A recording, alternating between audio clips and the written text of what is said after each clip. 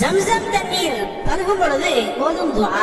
சுப்ஹானல்லாஹ். ஹாஜிமார்கள் ஹஜ்ஜுக்கு போயிருப்பாங்க, அதே மாதிரி உம்ரா செய்யக்கூடியவர்கள் உம்ராக்கு போகும் பொழுது ஜம்சம் தண்ணீர் குடிக்கும் பொழுது இந்த துஆவை ஓத வேண்டும். சுப்ஹானல்லாஹ். அதே மாதிரி ஜம்சமுடைய அந்த தண்ணீருடைய சிறப்பு ரசூல் ஸல்லல்லாஹு அலைஹி வஸல்லம் சொல்லுவாங்க, மாஉ ஜம்சம் லிமா ஷுரிபலா.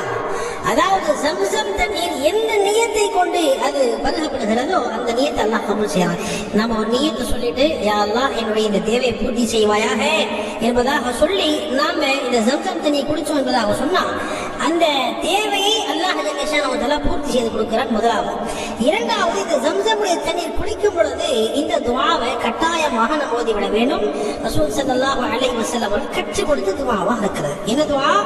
அல்லாஹும்ம இன்னி அஸ்அலுக இல்மன் நாஃபிஆ வரிஸ்கன் வாசிஆ வஷிஃபாஅன் மின் குல்லி தா. மீண்டும் ஒரு முறை சொல்கிறேன். அல்லாஹும்ம இன்னி அஸ்அலுக இல்மன் நாஃபிஆ வரிஸ்கன் வாசிஆ வஷிஃபாஅன் மின் குல்லி தா. இந்த துஆவுடைய பொருள் பாருங்க. யா அல்லாஹ், எனக்கு பயனுள்ள கல்வியையும் தேவையான செல்வத்தையும் நீ ஏற்றுக்கொள்ளக்கூடிய அமல்களையும் ஒவ்வொரு நோயிலிருந்தும் சுகத்தையும் நீ தந்தருள்வாயாக என்பதாக இந்த துஆவுடைய பொருளாக இருக்கிறது. எனவே ஜம்சம் தண்ணீர் குடிக்கும் பொழுது இந்த துஆவை நம்ம கட்டாயமாக ஓதிக்கொள்ள வேண்டும்.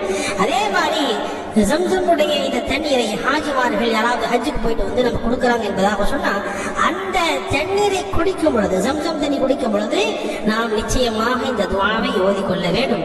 அல்லாஹும்ம இன்னி அஸ்அலுக இல்மன் நாஃபிஆ வரிஸ்கன் வாசிஆ வஷிஃபாஅன் மின் குல்லி தா.